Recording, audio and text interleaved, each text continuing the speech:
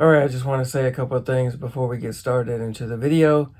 I used AI to generate some imagery, so what the building may have looked like, speculated on what a room may have looked like when it had one of the businesses or two businesses in there, things like that. Also restored a couple images using AI as well. But I also wanted to mention that I used audio from an older podcast that we did several years ago, and I spliced that into this episode. So if you hear the sound, then that means we're going into that audio, and you'll hear the same sound whenever we're going back into our regular podcast episode. I also used it for investigative footage that I wanted you to have the audio for. And for the viewers, you'll get to see that old investigative footage and, AI generated imagery and stuff to give more context to what we're saying and more idea of visuals. And so for the audio listeners, I'm trying to make it as easy as possible, but I highly recommend that you go and watch the video. Anyways, I'm going to get back into the video, and it's a long cold open, so just be prepared for that. And we're back. Yeah, we are. So, this is going to, well, first of all, welcome back to the Pairacast. Ha-ha! I got it that time a little faster. That's right. This is the Paranormal Guys here, coming at you live. I'm Shag Nasty. We don't need to introduce my name. Oh, is, that's right. Is right there. And mine is over here. Yours on the other side. Yeah. Over here. So here's the screen. Yeah. Yours Oh, will be so on mine's the gonna left. be Yeah. Here. Yeah, there you go. Okay, got it. Yeah. Groovy. All right, so this is going to be a paranormal episode. We're getting back to our roots up in here. That's right. Somebody likes to go off topic quite a bit. Just a smidge. I mean, there is more crazy stuff that's happened in the world. Mm-hmm. Like a lot since last time we talked. But first, how's your week? I was going to say, but no need to mention it all. We don't need to. No need to throw those pipes out right now. If anybody's paying attention, they'll know what that was about. But Well, I'm on vacation now, so. Oh, that's your week's going really good. That's right. Well, that's awesome, sir. I got one coming up in April, and I'm so ready for it. I can't wait. Got the hair down. Yes, you do. I didn't want to do that. I mean, I got my hair out. I got the green, but see, It's like green and yellow. Yeah, it is, dude. I got There's a little bit of orange in there, I guess. Well, yeah, there's some orange left over because basically I just painted over what I had. I didn't re-bleach it. And what I got was like something, lizard something. Manic Panic. Yes. Electric lizard. That's what it is. That was the very first color I did almost 11 years ago. Dang, that's a badass color, dude. I love it. And remember when I did it, I said, "Oh, I'm gonna do it for Halloween," and then I didn't do it because you never came to show me how to bleach my hair. I had never done it before. Oh crap! But then the following year, I rebought the stuff again. I said, "I'm gonna do it." And I was like, "If he comes over or not," I was like, "I'm gonna do it." This is going down. This is going down. Yeah. And so I did it, and I did the electric lizard. My hair kind of looked more like grass. Grass. Nice. I bleached it into a brassy brownish color and not a blonde color. So I had no idea how to mix it right and how long to leave it on. Yeah. That's crazy, dude. But I've learned since then. Yes, you have. You're a pro now. I know that when I got it, I mean, looking at that color, I was like, "Oh, this is perfect." But I noticed too, it's never exact. It's like paint. You see that paint, that's not what it's going to look like. Not perfectly. So I was like, all right, well, we'll see. But as I'm painting on it, and I'm like, dude, it's not. I don't think this is going to be green enough at all. Now I've washed it since then, so it's faded some. But I was having this almost like a Sprite type of color because I had yellow. Now, what I thought, because The what? But yellow and green make blue. So I thought, oh man, because I did this obviously for St. Patty's coming up real quick, which I do have that off, by the way. I got plans. My Irish roots are going to be coming out. Is it like that glug, Chad? Glug. Oh, I was going to say, is it like that Chad image you made? Whoa. No. Wrong kind of green. No, this is going to be strictly alcohol. Going to be some of that going down. Mm-hmm. But yeah, I was worried. I was like, oh, this is going to be blue. And it turned out really, really good. And I've got leftovers, so I'll do a retouch up. Yeah, it's pretty vibrant. I know, dude. I was tripping. I like it. Yeah. I like it a lot. So, So we are going to be talking about Hotel Reidland, whatever. I didn't give you permission to put us back on back on track. Paratrack. Oh, I thought that's what we were supposed to be doing. It's supposed to happen naturally. Like, it's supposed to flow. That wasn't natural. Okay. No, that was too forced. That was too forced. Yeah, it was too forced. Now we've got... Oh, yeah, because we You fisted that we one. did. Blah. So, we have decided that we've changed the podcast how many times since we started? Which one? This one or the original? No, this one. Like, the idea. Because originally I was talking about, segmented sections. I had it all on my phone. Okay, this is a Paraspective segment. Yeah, and in the last episode, you were like, all right, now we're going to move on to some Nerdgasm news. And then later on in the episode, all right, we're going to go to some Nerdgasm news. Yeah. I'm like... I don't even remember. You did it twice. Yeah, that sounds about right. Yeah. So, I don't want to do that. That's not what we wanted to do anyway. We wanted it to be more like... Well, not more like. We wanted this to be a conversation. Mm-hmm. And wherever it goes, get in, buckle up. Wherever we go is where we end up. So, yeah, no more segments and sections and any of that nonsense. Was that an intentional rhyme? Buckle up wherever we end up. It was not, actually. That was very smooth transition. You got those hip hop roots. God, yeah, it's been about a minute. Which, by the way, you're gonna start making some music? I don't know, but I'm not gonna be rapping again. Probably. Well, not that tracks, is it? Yes, yeah. Once I get the new, what is it? Apple MacBook something. Oh yeah, it's not released yet, huh? Yeah, it's not released. Yeah, but I got one. I got one reserved. Mm-hmm. I'm picking that bad boy up. 512 gigs of memory. Woo-hoo. Lord, that's gonna be perfect, dude. Because I'm like, I want to have enough space to dump the entire investigation on the device. I don't want to have to keep going back and looking for files. I want it all on there, dude. Yeah, and then cutting out a segment and then putting it back into having room to work and all that. Oh, man. Whew, that's going to be nice, dude. Yeah, because my iPad's a 128. And whenever I render the overlay, which is about 2 hours, then I take the episode, which is an hour and a half, say. Yeah. And then I have to render the overlay on the hour and a half episode. So now I have 3 of these. Yeah. Yeah. And then I have to delete. And then my iPad's like 14 years old now. Ew. You know? So. It's time to upgrade. Let me see. I got it in 2014. So it's 12 years this year. So yeah, basically 14 years old. Might as well be. God bless. And so when I delete stuff and then I go into the deleted folder and delete everything, it takes a while to register that all this stuff is gone. Because I'll go to airdrop something and it'll be like, you don't have enough space. I'm like, well, why did you wait until they got all the way around? Yeah, no, don't you love that? To tell me that you haven't yeah, no, I'm so adjusted your memory capacity after I already removed everything. Oh, what's even better, too, is when you've deleted it, and you should be good. Yes. But it's still, I guess it saves it in some hidden trash can that you don't have access to. So you got to swipe. Well, I emptied the trash cans.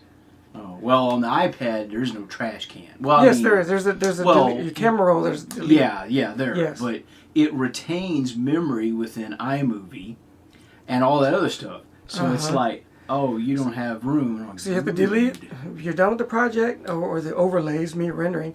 So I have to delete that project, swipe it up, close it, and then the camera. Once I delete everything in the deleted folder, I have to swipe up, and then I go to settings and swipe up the settings app, and then I have to let it sit, because if I go and add something, it'll say, oh, you don't have, it'll wait space. till the airdrop is almost done. You don't have enough memory. Ooh. You don't have enough space. Oh, that's extra frustrating. Or I'll go to iMovie and I'll be like, oh, I deleted everything. Now I can go back into iMovie and I can finally export. Damn, dude. You don't have enough space. You need 8 gigs. And I was like, I have 45 gigs free. Something else I'm glad about. It's got a big old fat 13-inch screen. That's what she said. How big is that compared to that one? I don't even know. This definitely, I think, is bigger than... Because have you seen it in person, the new one? No, I have not. Oh. For all you know, it could be made of plastic. I have nothing to go by. Because that's like aluminium. Yeah, my goodness, dude. Yeah, it's pretty heavy, right? I think this is supposed to be lightweight, too. It's 2015 model, has all the ports on it. Woo! Oh, dude, yeah, that's the thing I could have had that would have been nice instead of having to buy that little adapter thingy. Oh, but to make them thinner, they have to delete all the ports. Yeah. Remove them all. Mm-hmm. It's ridiculous. There's a video, about it's one of the older iPhone, I don't know, iPhone, just say 10 or 12 or whatever. Mm-hmm. And they said, oh, we made it thinner, so we had to remove the headphone jack. Remember when they started doing that? Yes. Well, there's a video of a guy who lives in like China somewhere. I remember you telling me about And he built his own phone, and then he got the headphone jack, and he filed some of that plastic real close. Mm-hmm. He got it to fit in there. It was perfect. So if he could have done that in his garage, then Apple lied. Yeah, it's like they said they didn't have enough room to fit it, and he got the exact phone built from the ground up, and then he added. Yeah. And he even upgraded the memory that wasn't available. It reminds me of the Iron Man movie where Obadiah Stane is like, Tony Stark built this in a cave with a box of scraps. I'm not Tony Stark. Like, dude, come on, man. That's what you got there. What you ask you? You don't even want to ask. Oh God, some melon nasty crap. Was that melanoma? Was that a legit gag reaction that you had, that uncontrolled? Oh, when? Just to mention last time? Last time on Pairacast. No, I mean, it was forced, but... It looked like you couldn't control it. Because some people just get that way. No. It's not that bad, but I do not like melon. Melon flavored... Okay, well, that's what this is. What this is It's actually honeydew melon specifically. I was literally going to say honeydew melon. Yeah. Is that your worst one? No, it's probably, what's the green one? Honeydew. Oh. I thought cantaloupe is the orange one. Cantaloupe. Ugh. Just the smell of cantaloupe is disgusting. They're both the same thing, same family. Yeah. It's like a green apple and a red apple. Yeah. So the green one is the honey? I would have thought the orange one would have been the honey. They're harder to track, though. Sweet. Yeah. I tracked them right in the trash can. Swish. Swallow that thing whole. Yeah. Black. Well, mine is that meme of that one chick. She's sitting in her car and she's like, "You tell me what is the sound that sounds better than this?" And everybody keeps making funny memes of it. But this is exactly what she had, probably iced coffee. So it's whole milk, America. What is it? Just whole milk and sugar? No. No, this is actually a custom blend. This is, it's all Starbucks, but it's a Starbucks, I just got this. You don't make your own anymore? No, it's mine. It's Starbucks brand coffee. Oh. Yeah. Save bucks, basically. This is a shag latte up in here. Iced. But it's macadamia nut something flavored coffee. Yeah. Damn it. But at the very top, I added, speaking of Starbucks though, we did go by for birthday rewards. Mm-hmm.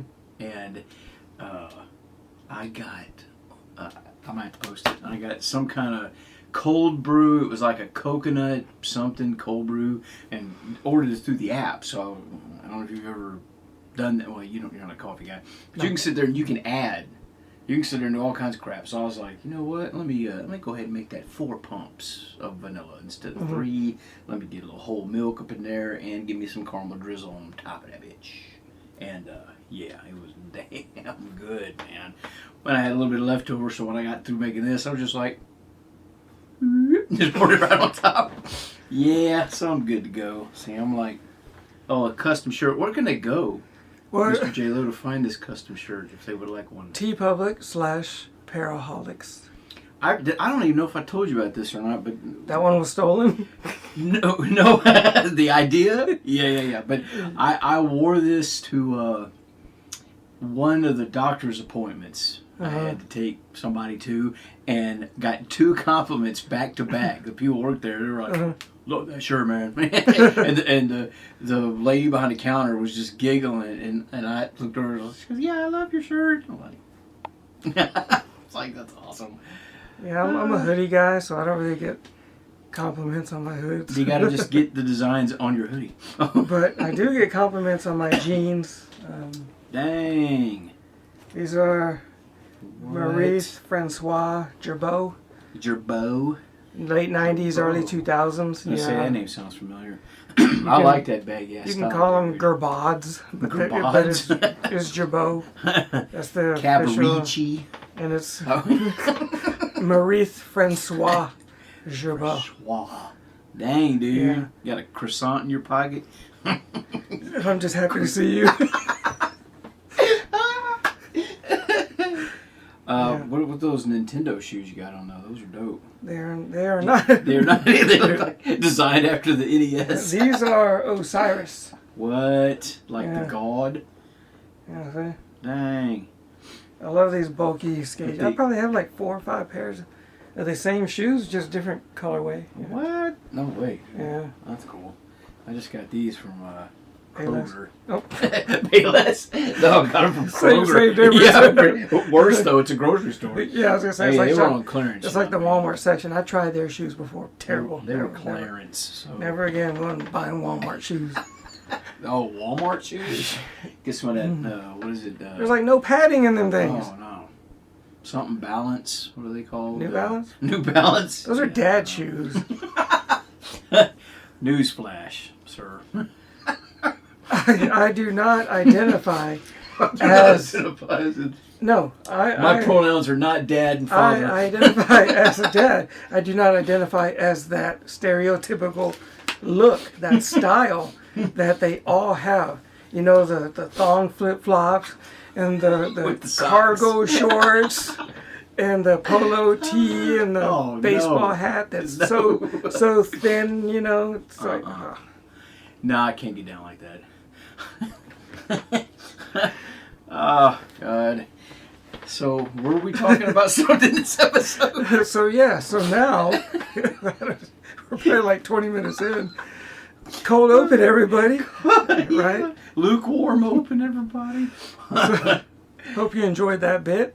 So now we're on to episode 5. Tip your waitresses. We'll be here all week. And today, we are talking about Hotel Reidland. Whatever. Well, in the video, I said Reidland, and Roy's in the background, and he yells out, Reidland. He did that to me, too, when I first was doing the opening. And I was like, that's why I always say it like that. Reidland, whatever. Oh, shut up, Roy. Yeah, it's Mandela. I think so. It looks like Reidland because the E is prominent in there.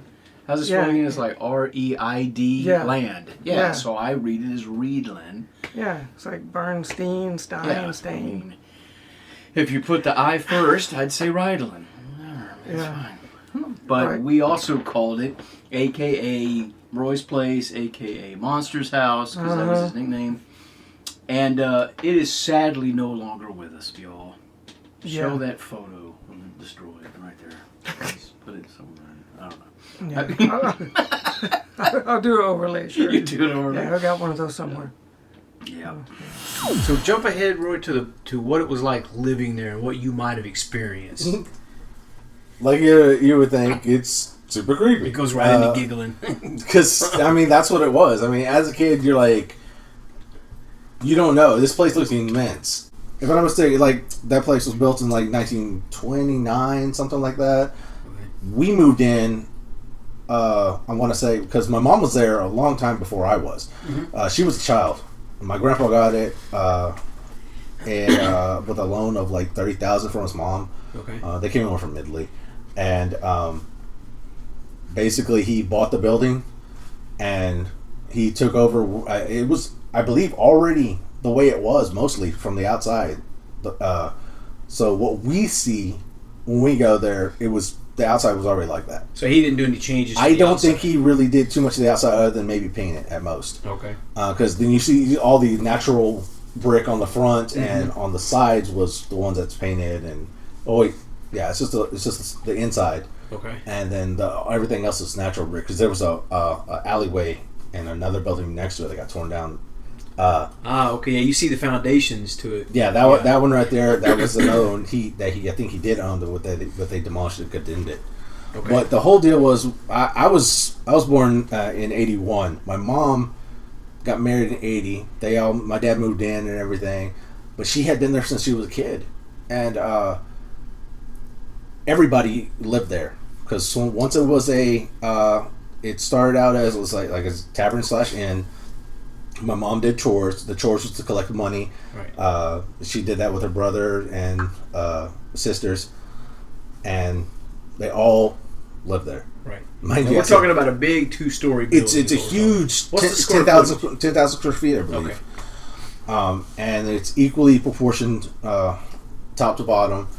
But the thing about it is, it's a damn maze.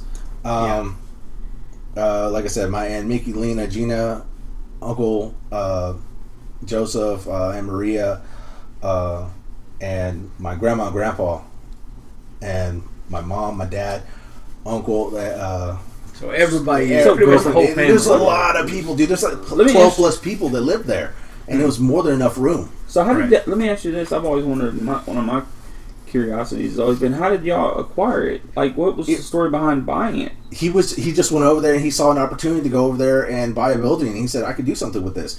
And that's where he got the loan from his mom, $30,000. Who was selling it? I don't know that part. And how long have y'all had it in your possession? I would say since my mom was a little girl, so like hers was like she was born in 50 something. So like it was way back then. Wow, you've had it for a long time. So this was after its heyday, when it was a big hot spot. Your family owned it. They didn't have any businesses in it, did they? It was just basically just a tavern / inn. So what we're calling the game room area, that was the tavern. Yeah, that was basically the bar, because all that right there was the biggest area for it to have something like that. And most of the walls and everything weren't put up until afterwards, because my grandpa made it more into a living space. Now, what deaths do you know of that took place on the premises? One that I know of that is notorious is like the one upstairs in the second hallway. There was a guy that went upstairs, got a room. He was drinking that night, couldn't leave. So he went up there and he ended up locking the door and found out that he was hemorrhaging after my grandma found out. He was bleeding on the floor. Well, before that, my mom went upstairs to go and start her daily rounds to get all the money from the people, and just basically went over there and knocked on doors like, hey mister, time to wake up and you gotta go. And he didn't answer, kept on banging on the door and said, hey, wake up. And then she went over to the manager's office, which is the master bedroom where my grandpa and grandma slept. And he had the master keys for all the rooms, so he went over there, picked it up, went over there, he banged on it first and he said, hey man, let's go.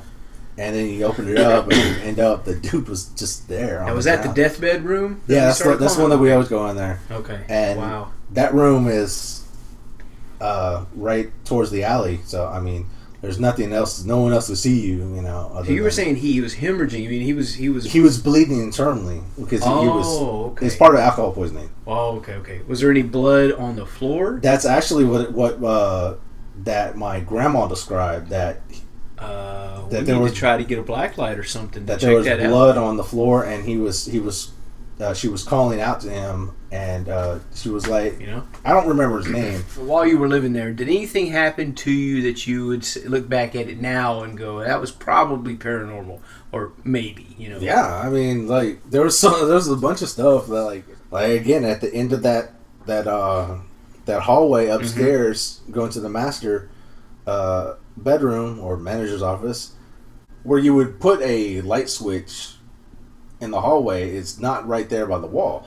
It's actually like 4 feet in and a little higher. Okay. So I wasn't tall enough, and I basically had to put my hand on the. It was at nighttime when this happened. That's what makes this better. So I put my hand up on the wall, and I tried to turn the light on, and I missed it. I just kept dragging my hand across the paneling, and as I'm dragging it across the paneling, I actually come to the other side of the wall. My foot hits the deal, and my hand meets the other wall. And I'm like, oh my God. You've actually passed the light switch, and you've gone the whole... Because, yeah, the whole length of the light switch right there, just right there through the door, all the way across. But I can't tell because it's completely dark at night. And as a kid, I couldn't. When you get in there, it's like a cave. You can't see anything. Y'all know that. Yeah. So I went all the way across and during stopped. the daytime. And when I did, instead of turning back around like a normal person, because I have my hand here, instinctively now I'm turning to the other side. I stop and I look down the hallway, and there's a door with a picture window at the top, and you could see straight out. And that goes looking out into past the alley to the other houses. There are no other houses that level. There's just trees and that's it. And there's no ledge. Right. There's no ledge to that backside right there. Okay. Well, I take that back. There is, but you can't get to it from that. That door's locked and everything. Okay. So when I turned around and I look, and I just see these two, swear to God, there was ruby red, piercing, what would be eyes at the top of the door, staring at me, and I just look, because when I turn, I was and I can't scream. I can't say anything. I'm petrified, and I'm just looking right at him, drawn into and I'm it's not doing anything, but I'm freaked out, and I'm probably 6 at the time. Okay. And you saw Mothman. I was literally freaking out, and all I saw was piercing red eyes. That was it in the building with you, or it seemed like it was right on the outside of the glass. Mothman. It was right there on the glass, looking in. But I can see it's high. Mm-hmm. It's not in the middle, so I know it's at least towards the top. Okay, where almost it would lose that. And I turn, and I just basically put my hand on the wall and just keep running. And then I could see the overlay of where the stairs are, but it seemed like total darkness when it happened. I couldn't see the downstairs. I couldn't see any open area to the left. It was all black. That's all I could see. And those, what would be 2 red eyes. And it wasn't glowing it was just right there. So, talk about that place, man. That was our own person. How long did it take before we got to see that place, by the way? It was at least 2 years. Yeah. Of him telling us about it. So this building used to be on, what was the address? It was Harbor Street in Old Baytown, Texas. Right. So you can get an idea where it's at. I mean, address don't matter now because the building's not there. The building ain't there. Yeah. But it's at the ass end of Exxon. Right? The back end of Exxon. Yeah. Yeah. Yeah, and from the corner of the street where you would turn to go there, if you just keep on going, there's an old post office right Yeah. right down the road. Oh, yeah. Now, did you actually ever think we were going to see this building? No. No, I didn't either. After at least several months, and like you said, it went on for a couple years, of him telling us about this amazing place, I wrote it all. When we finally got in that place, that place was, how do you describe it? It's like he wasn't kidding. No, he was not. There was no over-exaggeration. I mean, right. I know we couldn't go in sooner because his aunt was still living there, right? and she passed away. Oh, that's what it was. He was trying to get... Okay, so it did involve the aunt. I knew there was something to do with the aunt as well. Yeah, so when we walked in the building, the squeaky door to the left, where remember we heard the noise. I'm going forward, but we're coming back. And you're talking about right when we go in that side door in that first room to the left. Yeah, that's where his aunt slept. Oh, that's when Roy got the 2x4 because we had. That's right. Yeah. So we'll get to that. Yeah. But now, first of all, though, we're making it sound like this place was just crazy. Paranormally speaking, it was not like that. Like, it wasn't this super active, scary. There was none of that. But there was some, we got some great stuff, but there was one time where, honestly, when I stop and think about it, and we're going to get to that story, all the years that I've been doing this, that is on a very short list of times where that happened, where the way we felt, that doesn't happen very often. Now, if you watch other YouTubers or you watch the TV shows, it's every episode. But when we had that feeling, that wasn't the first time we were there. Oh, no, we've been there. I mean, there were times where we'd go where nothing happened, really, to speak of. Yeah, because we went there to kind of test out equipment before, It was our own personal stomping grounds. How many times did you say we went there to investigate? Probably like 10 times, maybe. Maybe more. If you count every single time. We made several videos there, but there was a lot of times where we didn't post anything. Like I say, nothing really happened. But the design of that place. It was 2 buildings. It was, which that's not new. That happens in a lot of places. Old Park hotels like that. It's like 3 buildings, I think. Yeah, so the building is 10,000 square feet, and it was one building that was 5,000 square feet, just a long building, and then they built the same exact, almost mirror imaged, right? There's long, right about, not so much here, but right here. They erected it right next to the other one. Oh, Lord, I apologize. I do not. And they basically mirror imaged, with the exception of like some staircases and stuff, because they kept that on the one side. But most of it was kind of mirror imaged, from one to the other. And then those weird gaps where the building was connected together. Yeah. Yes, those floors. Yep. Yeah, you'd be tripping. I'd be tripping. Did you explain why it was designed like that? My guess is it had to do with maybe pipes or something. And they would have to build a step over it. Yeah. And so that was the gap between the buildings, which was maybe 3 feet? Oh yeah. Yeah, it was weird, man. Yeah. But the whole overall design, I mean, we always joked that this was like our own personal Winchester mansion. So no, it wasn't like staircases to dead ends and doors that open to nothing, and it wasn't that crazy, but it was still to this day one of the weirdest designed buildings we've ever investigated. But it did have the smallest spiral staircase I've ever been on. And I have never been on other ones. Now remember, maybe once or twice. He made a big deal. He was so worried he didn't want anyone to go on that thing because he's afraid it was going to collapse. Well, I mean, he's a hefty dude. I wouldn't say he's a large guy, but he's brawny. Yeah, brawny. Yeah, I mean, because his forearms, he's like Popeye. Yeah, he's a big old He's boy. Not a fat guy. Yeah, he's just built he's heavy just big set. boned. There's a meme about that. Yeah. So insert meme here.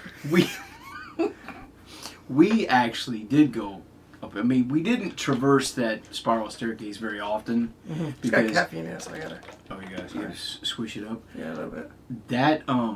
That staircase was etch-a-sketchy, no doubt about it. You could feel it when you walked on it, but I didn't feel like it was going to collapse under me, so I wasn't too worried about it. But again, I wasn't either. Yeah, we didn't do that very often. But I want to go back to that first room we talked about. I honestly, that was one of that whole side.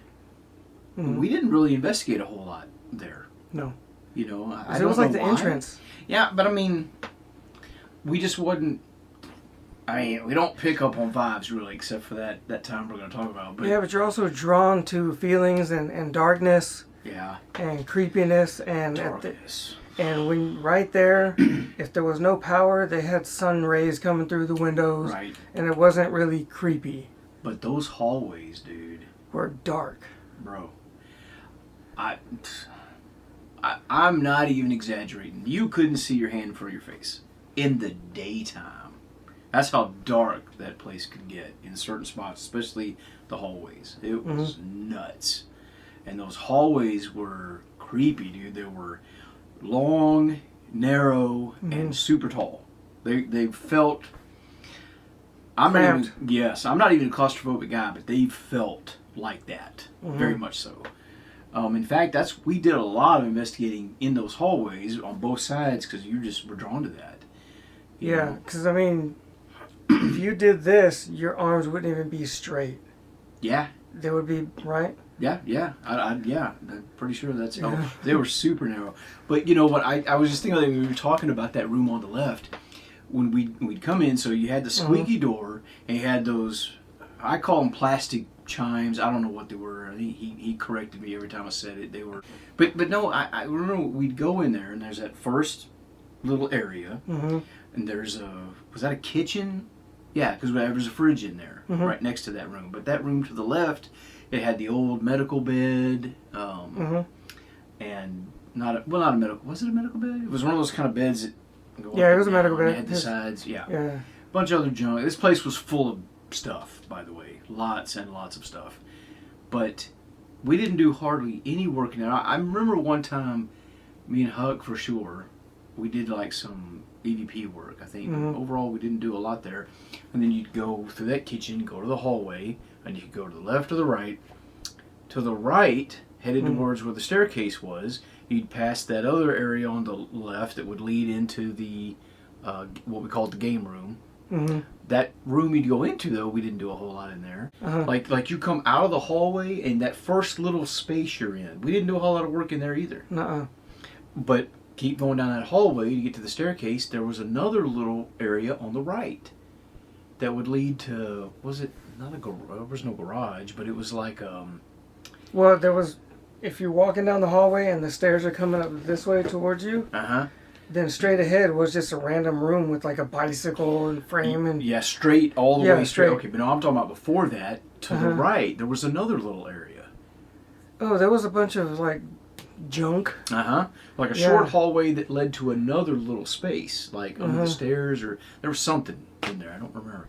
But that whole general area, now that I think about it, and I've thought about this a lot because we'll go to places like this multiple times, and there's areas, for whatever reason, we just don't investigate a lot. Now, this 2-story building, 2-story houses, for me, I'm just naturally drawn to the upstairs.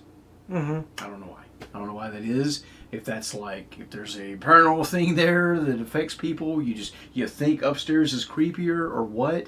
But I'm always wanting to get to the upstairs, you know.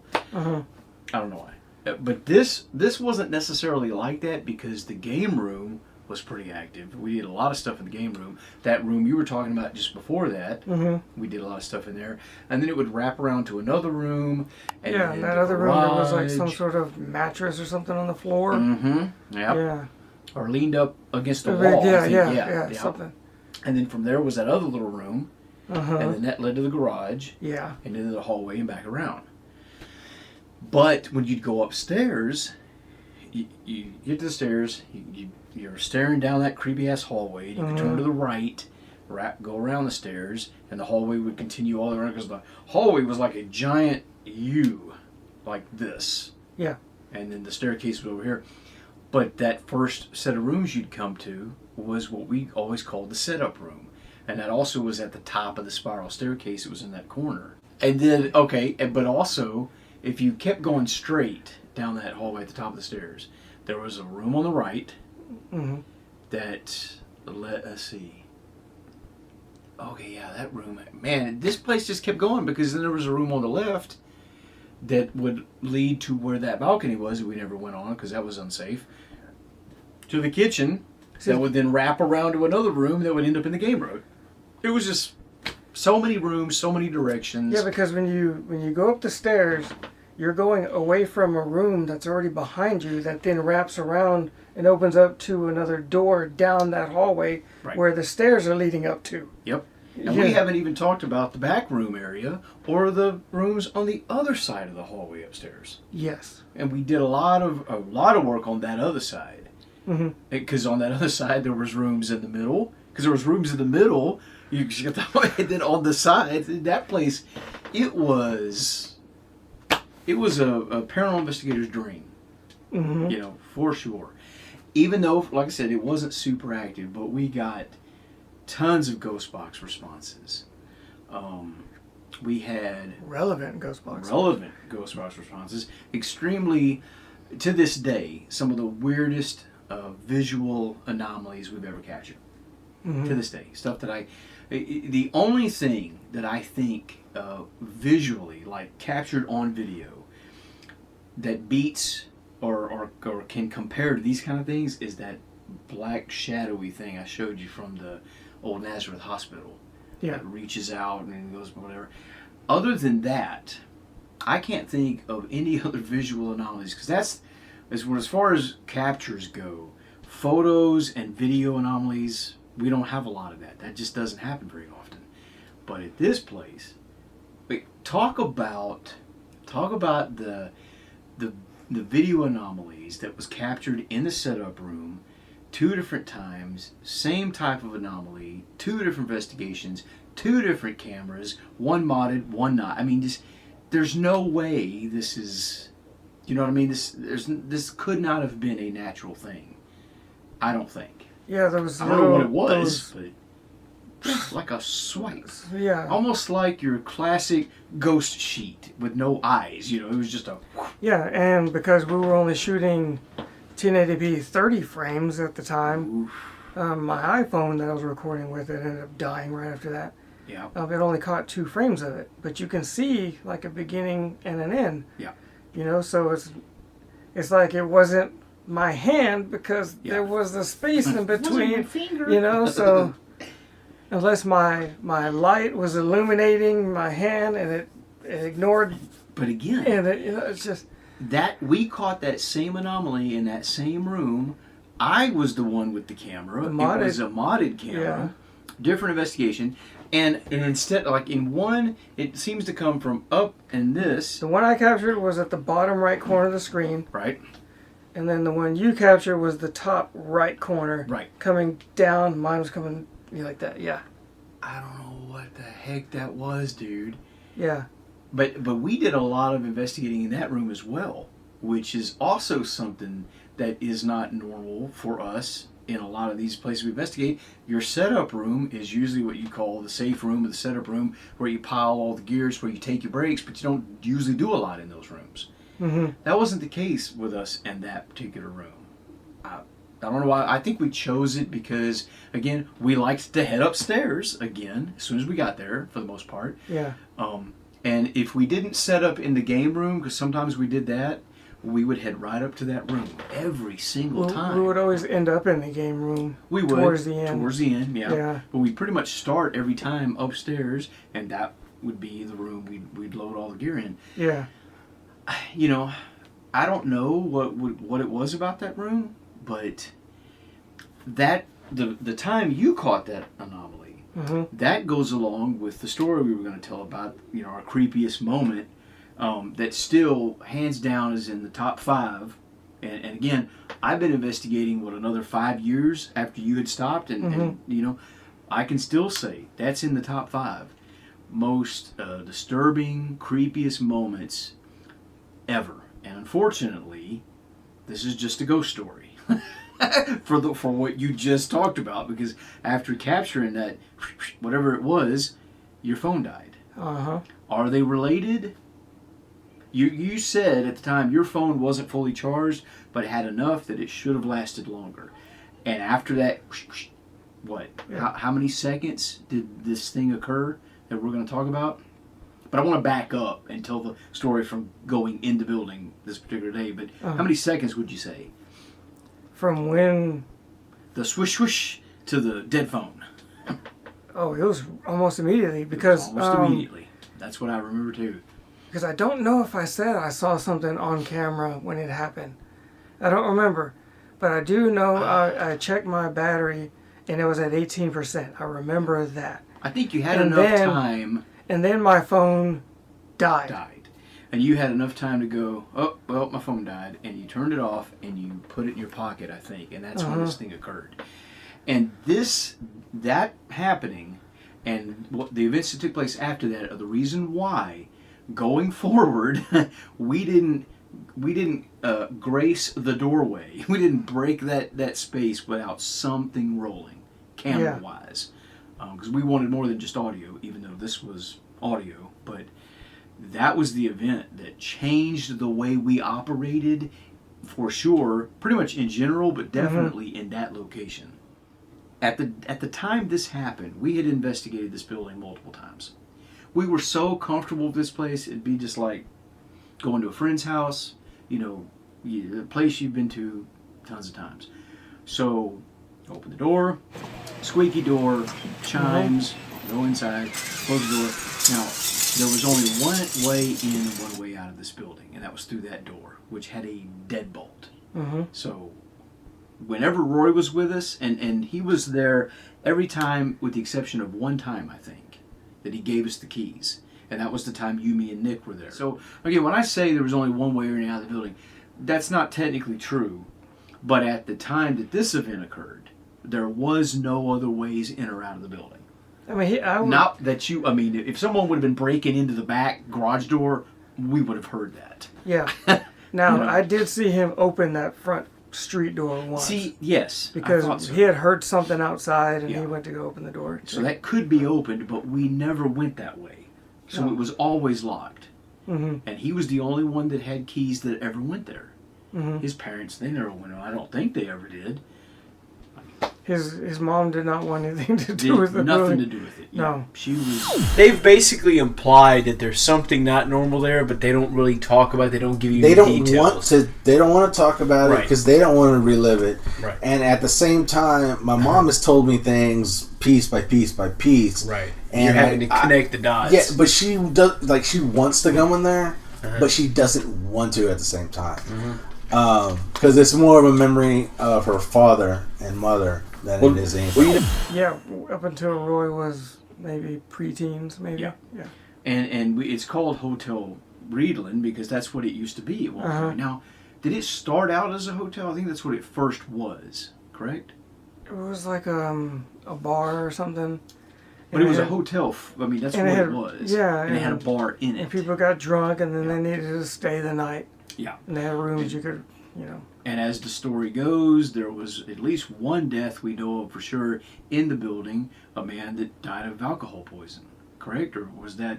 I remember somebody dying outside of the building on the road. Yeah, that was a separate event. Apparently, now again, in fact, that's why in a lot of cases we like to go in completely blind because we don't want to be infected or front-loaded, by that. Because if you go in and you already know that, little Sarah died in this room and little Timmy is in that room and blah, blah, blah, blah, blah. And you get a spirit box response. Your brain's going to hear it automatically. That's already the case with Ghostbox anyway. Your brain is already looking for that name. Right, yeah. And if you can piece in, your brain can fill it in. Yep. Whatever. If you get if the name is Timmy and you hear a Emmy, your brain hears Timmy, and that's what you got, and you got it, So you hear the word in me. Wasn't going. Well, thanks for listening, everybody. What's I said it out loud? Let's rewind that. It sounded a lot different. Yeah, it sounded much better in my head. But if you heard that, you would say it was Timmy. He told the story when he was a little kid. And that was another thing about the light switches were like, some of them in the hallway were like, they were weird in their placements. One night he needed to get up, use the bathroom, get a drink of water. He was a little kid. I don't remember how old he said he was, but he was little. And he's got his hand and he's walking down the hallway feeling for that light switch, and he missed it apparently. Walked all the way into the hall and bumped into the wall. And then he turned around and said he saw Mothman. Mothra? No, that's what with the red eyes. We jokingly said that but he said he saw 2 red eyes. And I can't remember now. I'm trying to judge, because was he saying they were looking at him through a window? Yeah, it was through the, I believe there's a door to the balcony.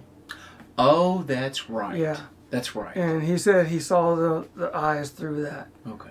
But I for some reason, I feel like it had like some kind of paneling that was up at a certain height, and then the light switches were above the paneling. Which, if that's right, it would have made them a little higher than you would expect. That was the stories. I don't remember if there was any other, claims of any kind there, other than the stuff we encountered. Yeah. But so backing up now, okay. How many different businesses had this place been? It was talking about Monster's Place, yes. The old Reidland Hotel, which was a restaurant at one time, I guess, a bar, and a barber shop now that we've gotten some more history on the place. Yep. I've managed to reach out to someone who is a descendant of the person who built this place. So I put in a request, and who of all would approve me? David Reidland, the guy who owns his grandpa built it. That's nuts. So I thought that was pretty ironic. So of course, instantly I get excited. I'm like, holy crap! That's the same name. So I start talking to the guy, and he's like, yeah, my granddad built that place. And I was like, what? Wow. I've been in there. And he's like, really? And I'm like, yeah, man. One of the guys in our paranormal group owns it, basically, and we get to go in and investigate. And so he's like, man, I would love to be able to go in there and just walk through one time, and then I started commenting on this post about it, and a lot of people start chiming in that have heard of it. It's a popular place. It's a lot more popular than you think. So check this out. So there was the original Reidland Hotel, and it was located in another area of town. So it burned down, and so when it burned down, they instantly started building on the property they had acquired. And it said that originally, she said that the new hotel contained a chiropractor's office on the left side of the lobby, and a cafe on the right side of the lobby. What? So where that glass counter is in that bathroom, where you can see up into the crawl space, that was the lobby.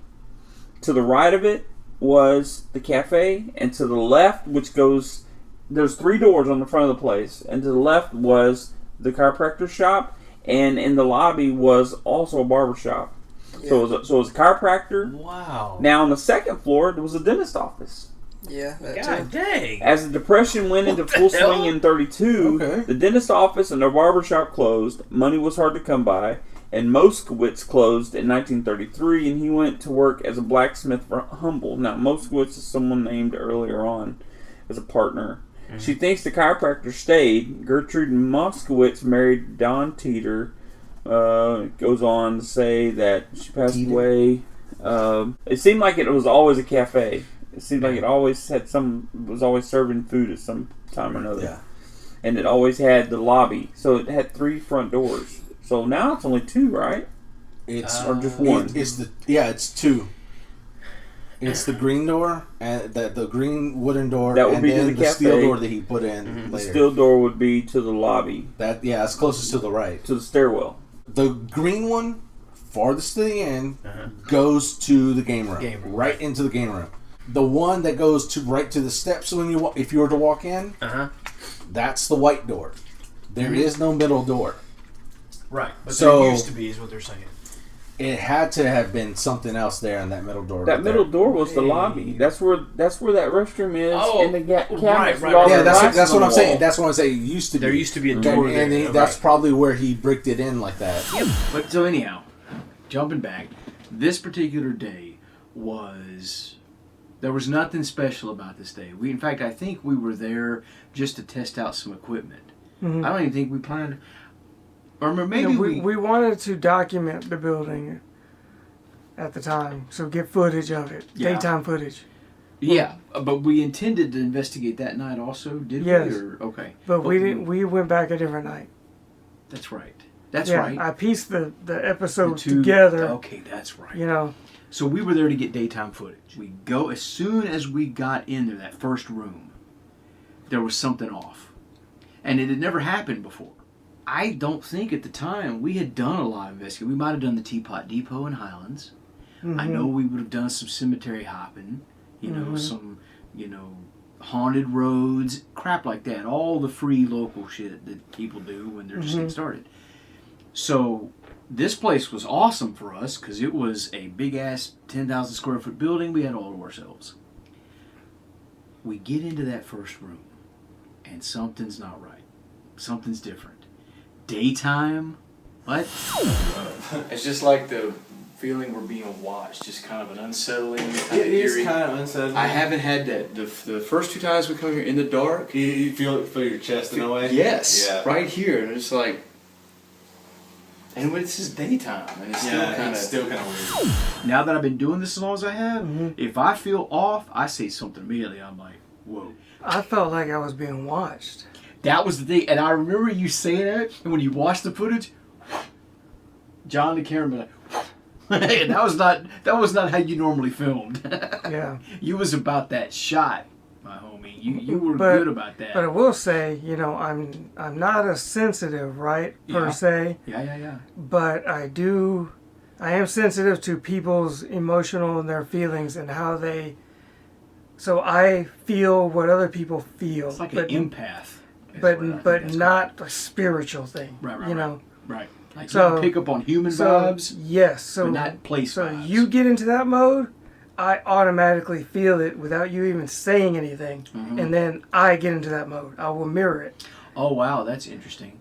So what you're theorizing? I don't remember hearing you explain it this very same way. You might have been picking up on what I was feeling. Yes. But now Roy said he felt it too. I don't. But the whole time, I felt like I was being watched already. And now G was also there. What I don't remember.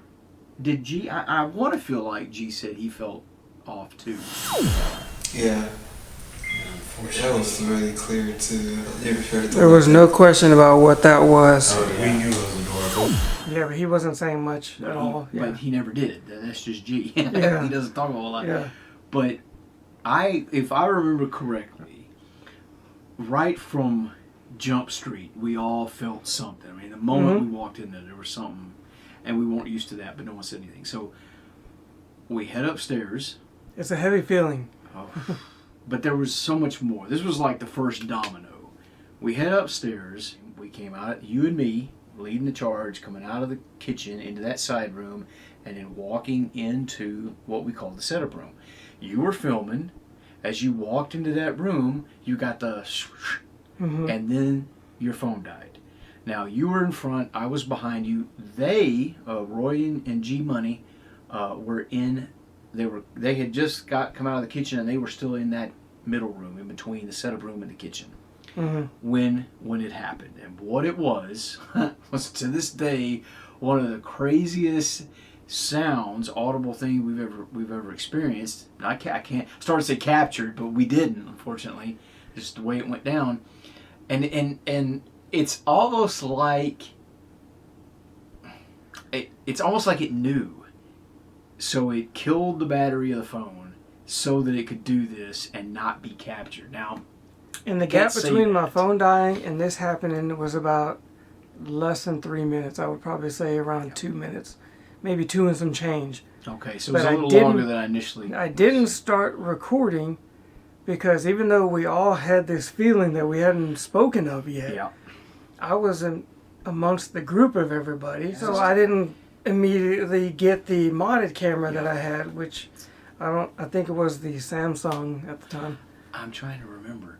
Maybe that is the case, that at this point, that creepy feeling had left us, and then strike. Maybe. I'm trying to... I can't personally remember if I still felt... It was a heavy feeling. Yeah. And then as we grouped together, my phone died, it was more relaxed. We're all grouped together. We're good. But we weren't. As though we weren't all grouped together. And this is the part Roy can't... they were up there with us, but they weren't within in 10, the same room. 10 to 15 feet of us. Fair. So, yeah. But what happens is, we hear...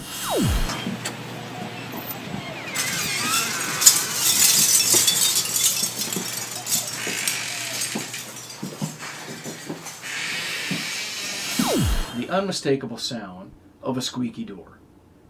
Open. But then we heard it close. Now see, so right, it opened, and you and me were like, shh, hey. No, that was you. That was me. I got all Zach Baggins. You pissed everybody off when you did that. Yeah, I went straight Zach Baggins with it. You went, shh. You know when people do that.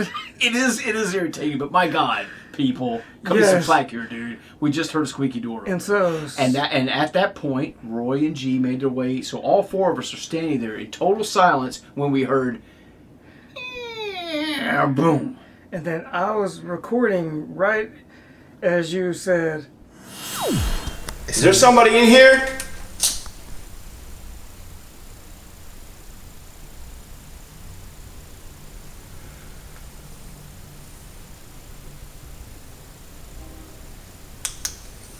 Dude, that was loud and clear. yeah. And I heard it twice. Did you film? Was you recording? No. Damn. Because you were messing with your camera. Here you go. Damn it. My other battery died, so I'm on full spectrum now. Oh, yeah. You started recording, and I was like, what did I say?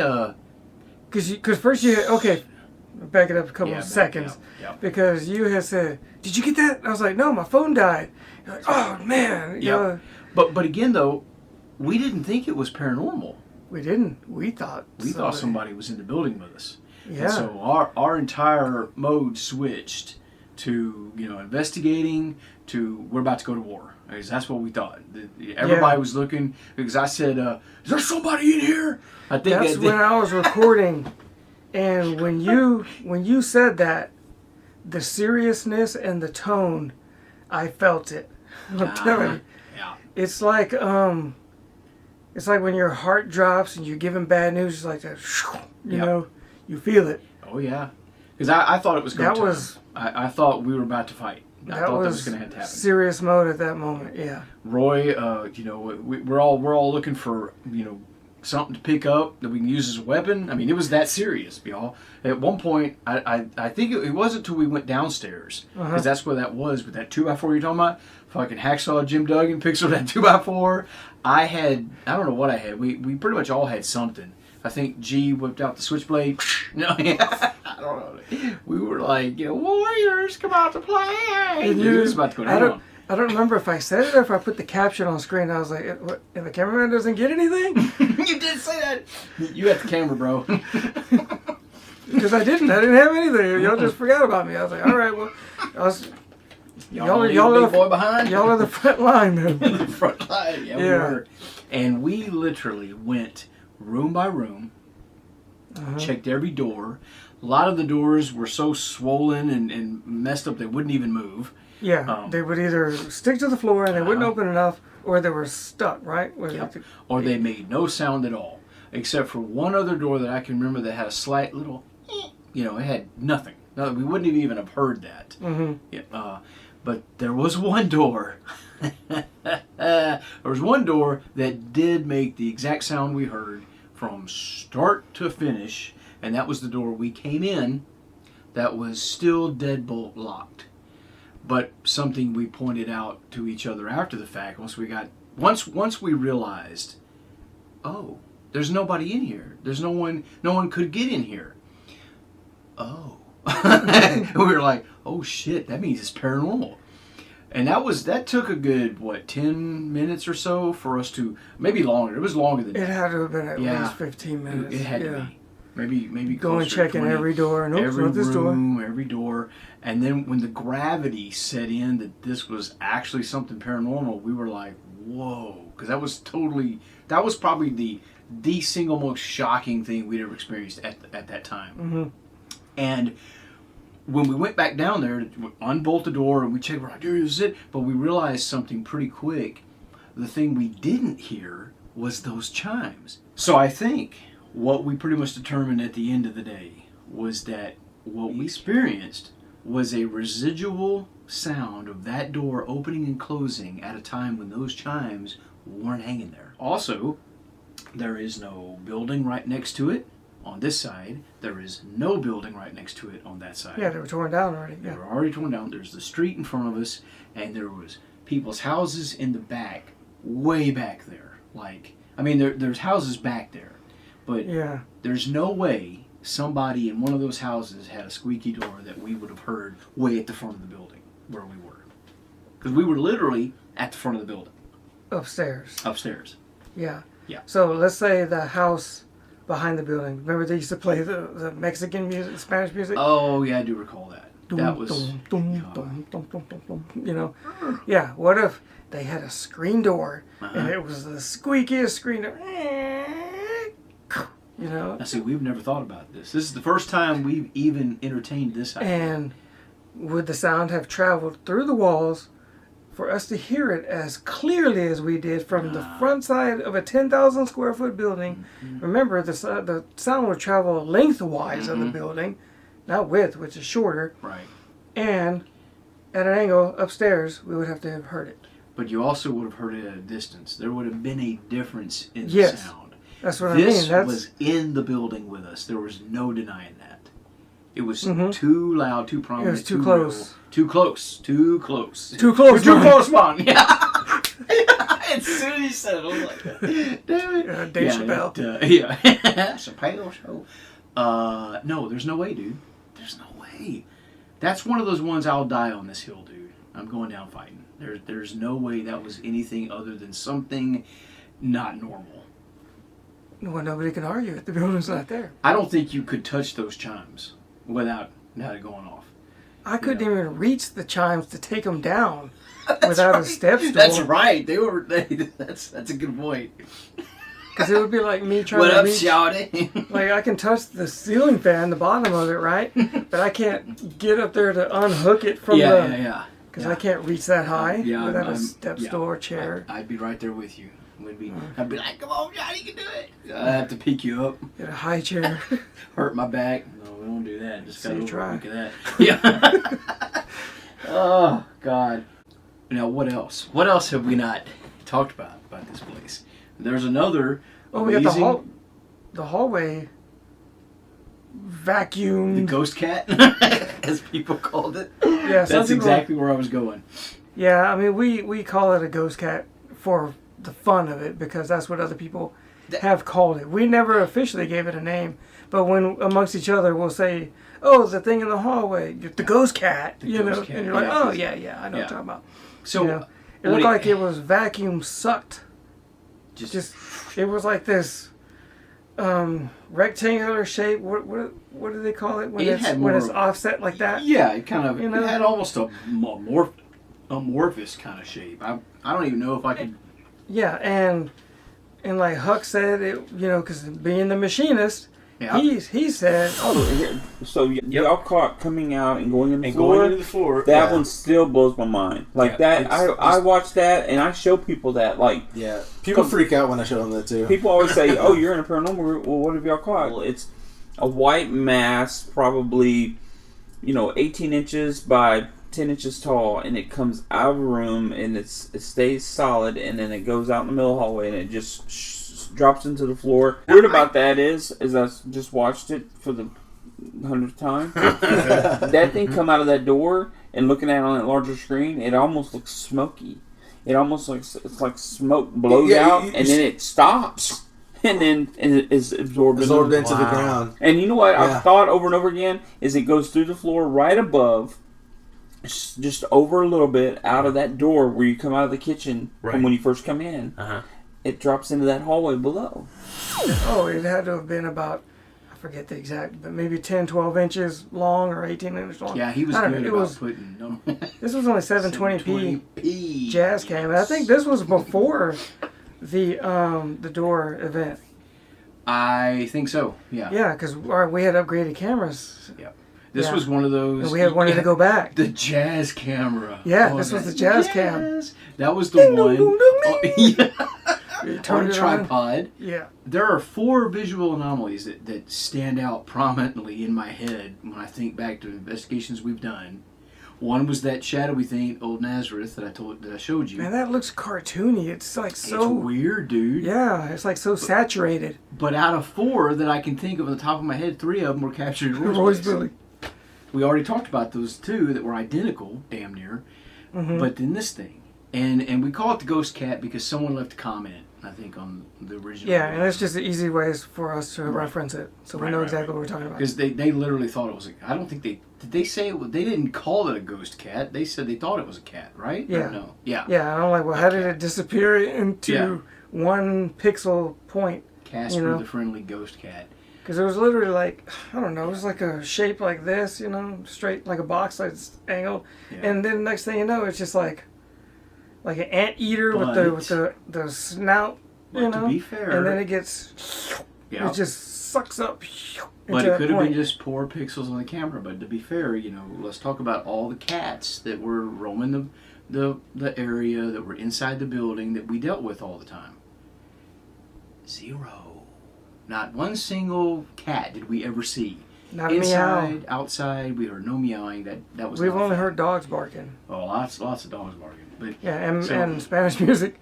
Yeah. So honestly, the idea of a cat that never entered my mind at all, because it's obviously not a cat. Yeah. But what I thought initially was it was flashlight lights, and it was just awkward. I was able to debunk the idea of it being a flashlight, because the only flashlights we had were these big ass, which we still have, cobalt lights that are uber bright, and they have like the whole spot effect, and it would not have looked anything like that. This is a tiny little anomaly, it would have lit up that entire thing. There would have been no thing at all. Yeah. So I don't know what it is, but it definitely, like you said, it has a weird shape, and it seems to just go through the floor almost, just like, it's weird. Mm-hmm. I have no idea. But I also remember, and I never could determine what it might have been saying, but I remember at the same time hearing some kind of voice of some kind.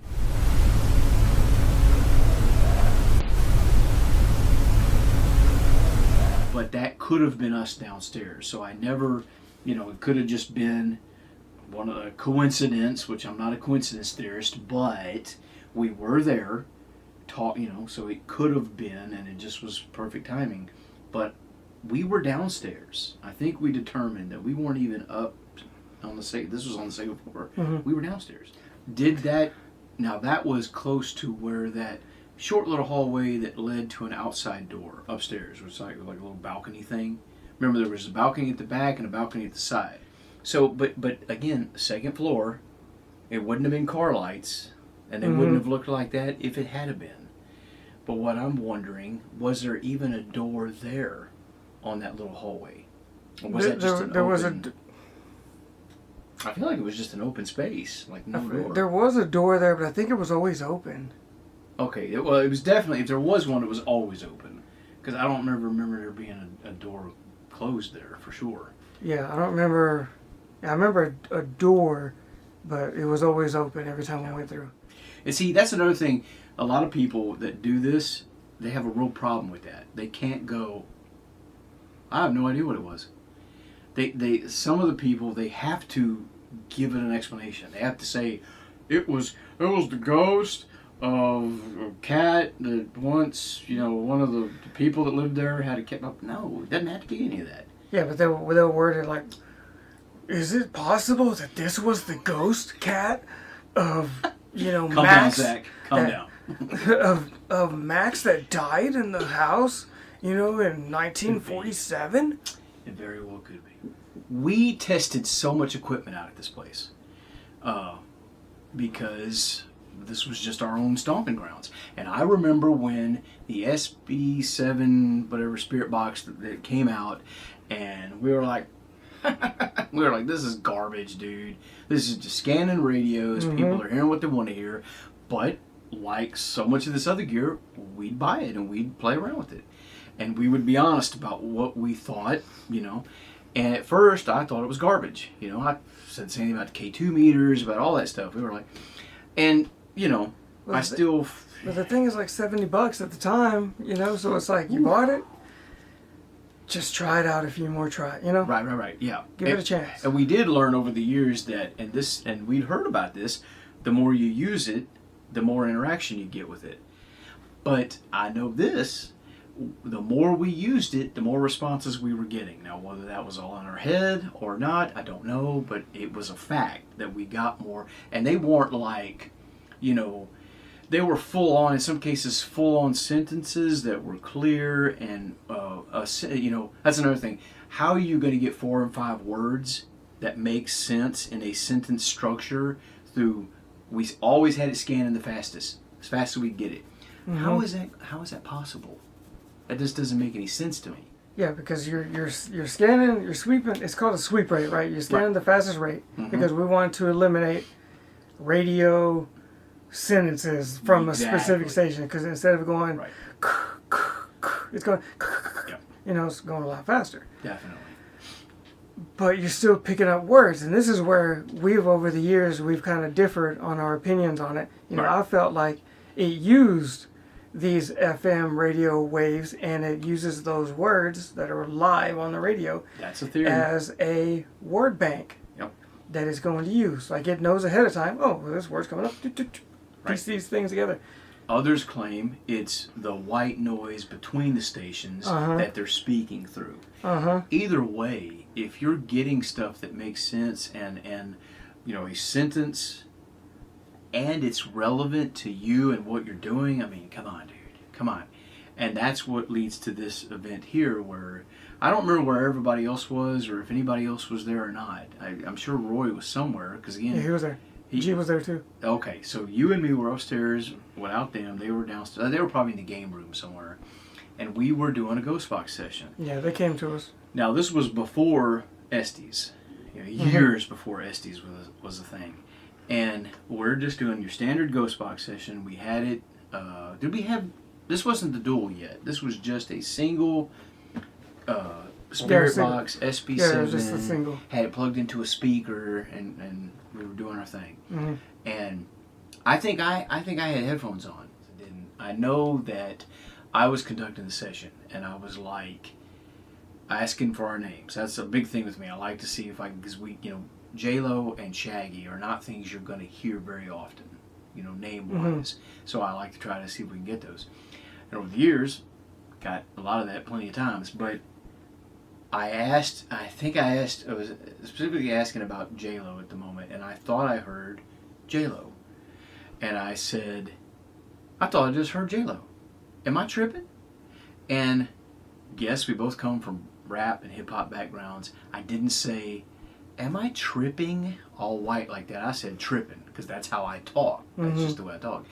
And immediately a response comes through that says, you're not tripping. It almost has a robotic sound to it. You're not tripping. And that's another thing that was interesting. The tone was all the same. You say J-Lo? I thought I heard J-Lo. What? Come on. Am I tripping? Can you say you're tripping?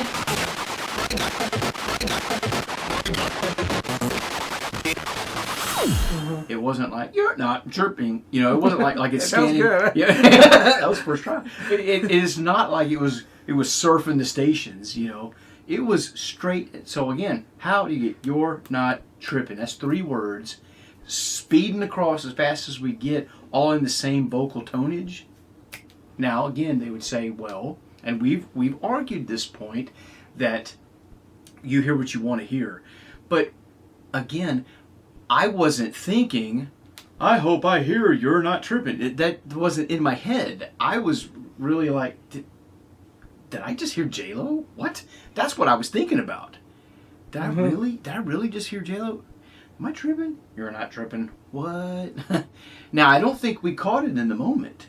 It was after the fact during playthrough, or evidence review. We didn't hear, because that's another thing with the Ghost Box. It should be flying by, and most of the time you're not going to catch it.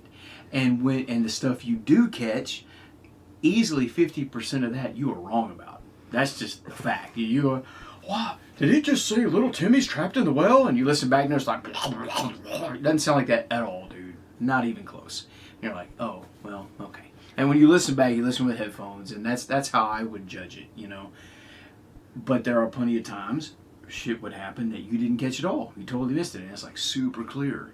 And when it's relevant, it sucks. Huh? And when it's relevant and you didn't hear it, yes, that's what sucks, because you can't feed off of that exactly and go further. Yeah. That does definitely suck because you could go somewhere with that. But we went into that room next to the game room, or the room over one of those. I think it was the room next to the game room though.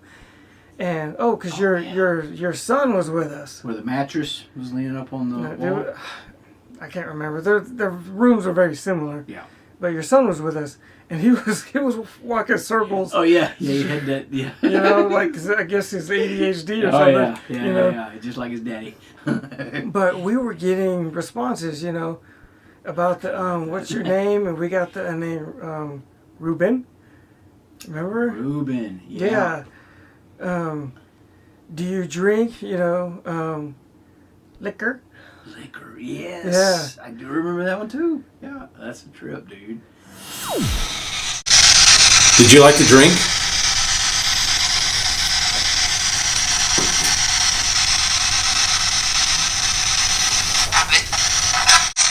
Were you an alcoholic?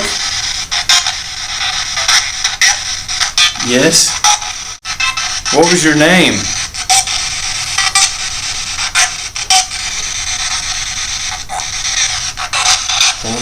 What was your habit?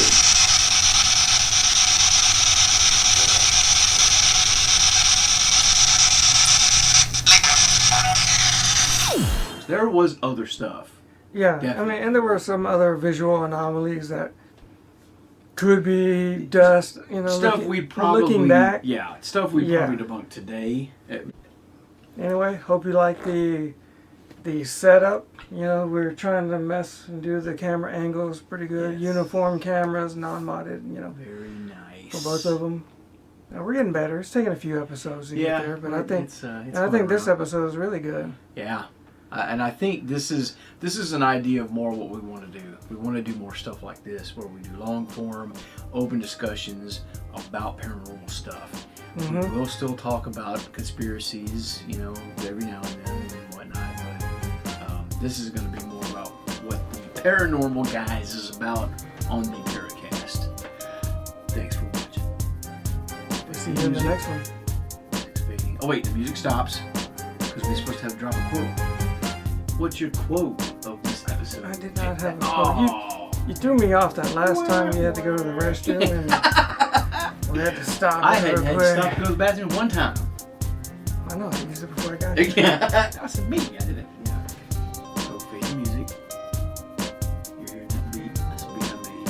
You're vibing it. That's feeling it. Thanks for watching. Comment, rate, and subscribe to these nuts. Two guys with unnormal lives. That's it. Is there somebody in here?